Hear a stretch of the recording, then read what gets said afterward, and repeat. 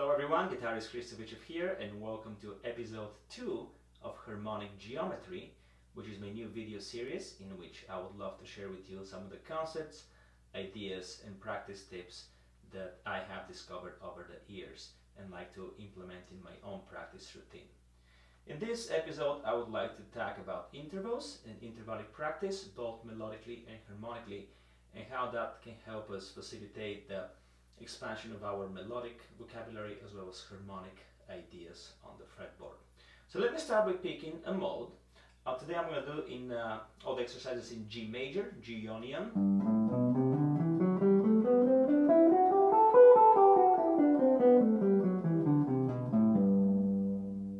Now, as I've talked through episode number 1, as long as you have some kind of a physical shape, some kind of a geometrical picture, it doesn't really matter what it is. You can practice these ideas in any kind of tonal systems, melodic minor scales, harmonic minor scales, pentatonics, major scales, you name it. This is just an idea, and hopefully once you get it, you'll be able to implement into your own practicing, your own type of playing, and your own styles, and so forth. So here's what I'm going to do. I'm going to start by playing intervals of fifth within this shape. Now the important thing is to keep the fingering exactly the same or as close as to what the scale fingering is. In this case I'm using pretty much 3 notes per string all the way until I get to the second string, which I use 2 notes and then 3 more notes. Again, G, A, B, C, D, E, F sharp, G, A, B, C, D, E, F sharp, G, so forth. Sometimes I like to put the note D on the second string as well. So maybe I'll play the scale like this: G, A, B, C, D, E, F sharp, G, A, B, C, and then D, E, F sharp, G, A, B. In which case I would get 3 notes all the way to here in the first installment, and then 2 notes, and then 3 notes and 3 notes. So both options will be used in this interval practice. So the very first basic idea is to just play the scale in fifths. I'm going to play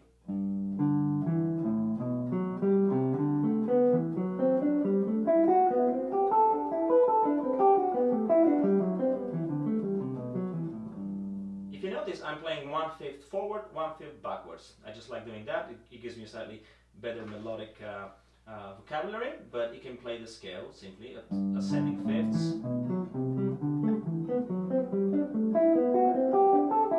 And then everything backwards.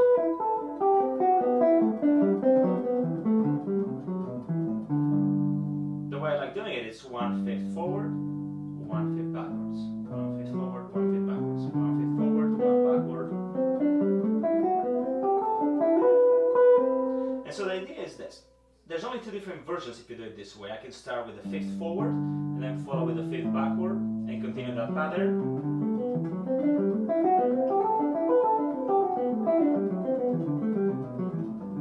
Or you can start with the first 5th backwards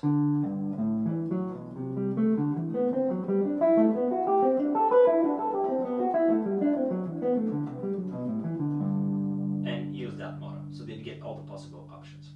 Once I do this, I would switch to the harmonic practice and I would practice those fifths as, that was those.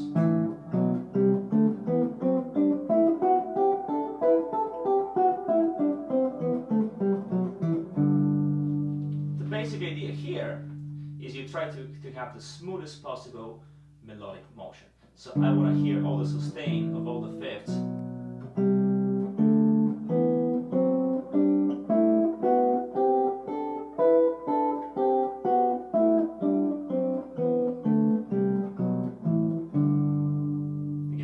Trains the coordination and movement of the fingers. So I'll go very slow and try to overlap the sound of all the fifths.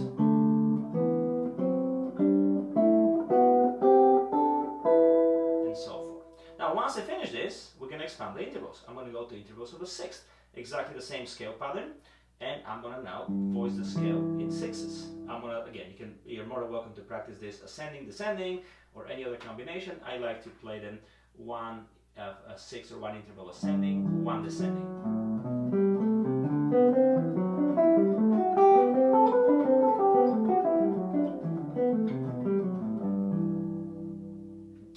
when I see all the options, I can go descending first, then ascending.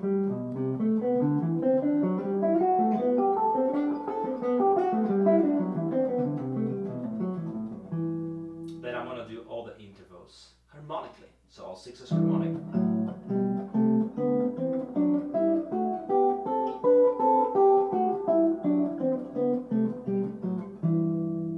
And the same idea goes behind this. Very, very slow. So we can work on really the coordination, strength, and also fluidity of our playing.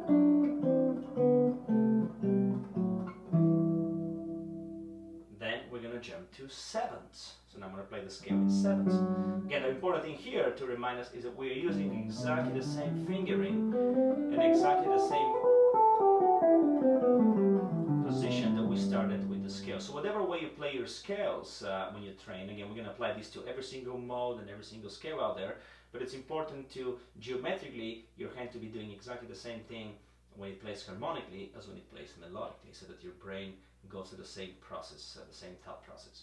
So here's sevenths. I'm going to go again play them in my ascending descending mode. This is where things get slightly harder because you start to skip strings.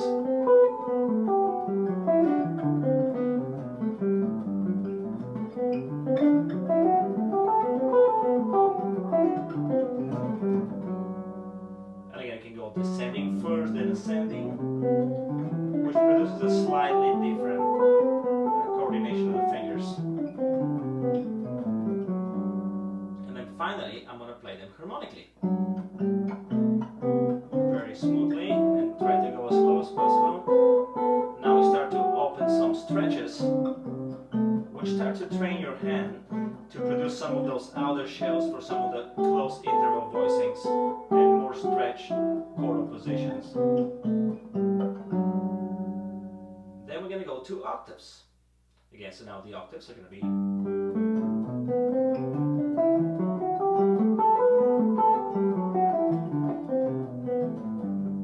that's where things get stretchy, because now with the octaves you're sometimes jumping 4 strings.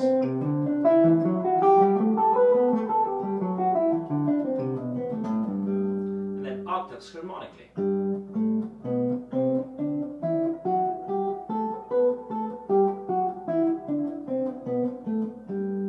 This exercise, it trains you to see all the different intervals and geometrically how they look across the strings.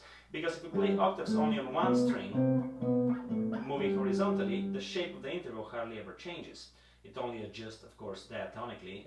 If you're playing thirds, sometimes they're major, sometimes they're minor, and so forth. But for the most part, the shapes stay very constant. When you're transposing vertically across strings, those octaves end up looking way different physically at the geometric level. And then I'm going to go to ninths. So I play the scale in ninths from G to all the way to A. This is the greatest string skipping exercise because now I'm skipping up to 5 strings.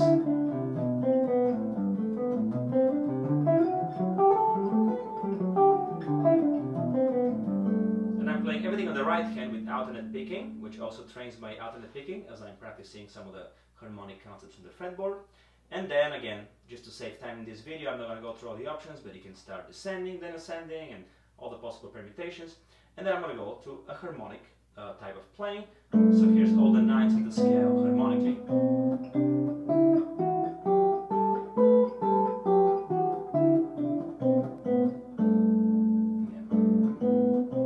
And this is where it gets really taxing for the hand to be able to smoothly go between each single ninth. I usually do this for warm-up between shows, between sets, when I'm trying to get warmed up for a recording session or something. This usually very slow to the metronome seems to be one of the greatest exercises for my hand to get the blood flowing and really the coordination happening. And then, as you probably have guessed already, we're going to go to the 10th interval. So now I'll get exactly the same scale pattern. As if you notice, I'm not leaving this box. I'm going to start playing the scale in 10s. I'm going to go between G and B, which is the first 10. Then this is where it sounds really beautiful because it's almost like a classical guitar etude, or something like Bach or some of the classical repertoire would expose you to.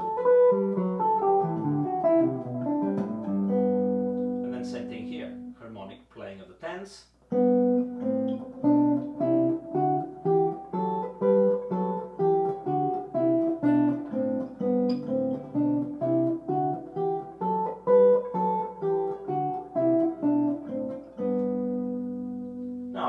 Just for the purpose of this video, I'm not going to go through all the intervals, but I definitely recommend you going through 11s to 12s and to 13s, so that you can really get exposed to all the possible fingerings and possible melodic choices, and also possible harmonic shapes that can emerge from these scale shapes or scale patterns.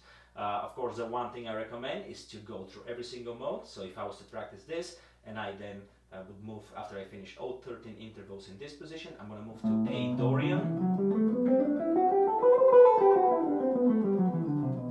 which is the same key signature, but it's a different position for us guitar players. And so then I'm going to apply the same thing. Let's say I was working on tens, I'm going to play tens in Dorian.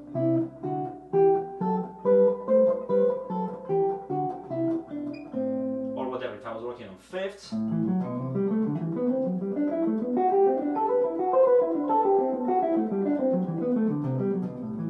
And so forth. So again, I would pick usually an interval. Let's say I'm working on fifths today. I'm going to do all the modes of the major scale with all the fifths in any possible direction, harmonic, melodic, and so forth. If I have time, I would pick another interval and go to the same type of study. Or sometimes, maybe the next day, I will do a melodic minor. So I'll take G melodic minor. And then let's say I was working on fifths, I would work through all the modes of melodic minor.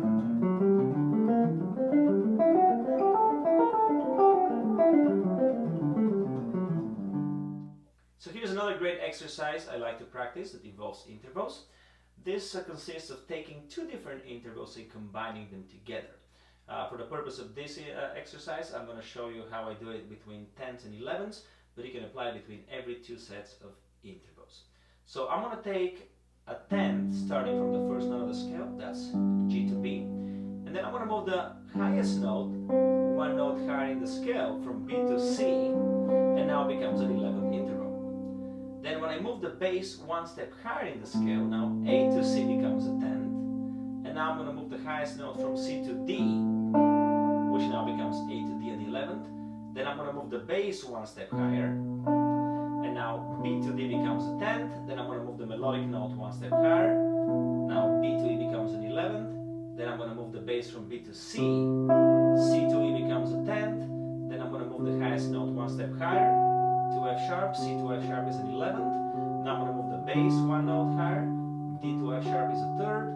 Then the melody note goes one note higher. D to G is an 11th. Then the bass note goes to E. And now E to G is a 10th. And now when the melody note moves one note higher, E to A is an 11th. And then F sharp to A becomes a 10th. And I move the melody note higher. And I get from the F sharp to the B as an 11th. And then I'm going to go from F sharp to G. And G to B becomes a 10th. So you have this. And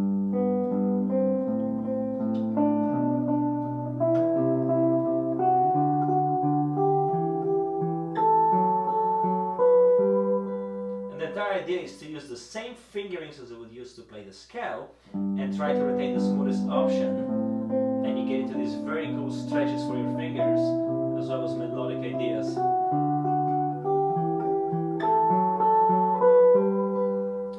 Back, it's exactly the same thing. I'm going to play the 10th, I'm going to move the bass one note down, which makes it into an 11th, then move the melody note one note down, which makes it back to a 10th, then the bass note one note down, which makes it into 11th, then the melody note one note down becomes a 10th, bass note one note down, back to 11th, bass, the melody one note down, back to a 10th, bass note one note down, back to an 11th, melody one note back to a 10th, and then from here the bass is going to go one down, back to an 11th, melody one down, back to a 10th, bass one down, back to an 11th, melody one back to a 10th, bass one down, 11th, and melody one down, back to a 10th. So if I do do it continuously, here's what we get.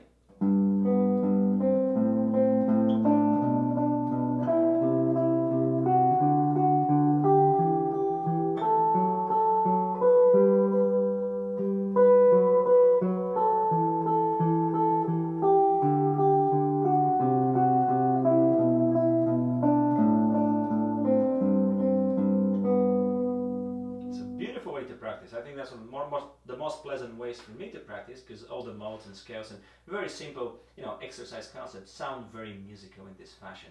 If you do it harmonically, it's the same thing. You try to retain your fingers to sustain as long as possible. I'm going to play a 10, then play an 11, then put this finger. Now both notes sound at the same time.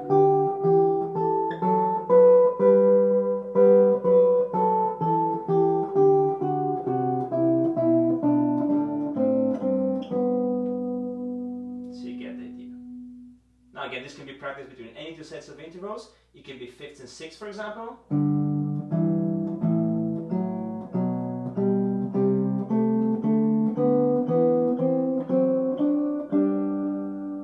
It can be sevenths and octaves. It can be octaves and ninths. Again, you get the idea. So there's plenty of information to build a great workout routine. I usually try to do one key every time I sit down to play. I'll do one entire key with all the modes in every single position of the guitar with maybe one interval, just so I can get a full picture as to how those intervals move on the fretboard. If I have more time, then I would go and add another interval and so forth. And of course, if I have a full day to work on some harmonic and melodic concepts, I'll try to accomplish one entire key with all the possible intervals and all the sets of two pairs. So maybe thirds to fourths, fourths to fifths, fifths to sixths, sixths to sevenths, seventh to eighths, eighth to ninths, and so forth. So hopefully these concepts can give you some ideas as to how to implement exercises of this character into your own playing and all practicing routines. And I do look forward to seeing you again in our next episode, where I'll cover some other ideas as to how to extract voicings, chord voicings, diatonic voicings from this concept. So thank you so much for watching, and I'll catch you next one.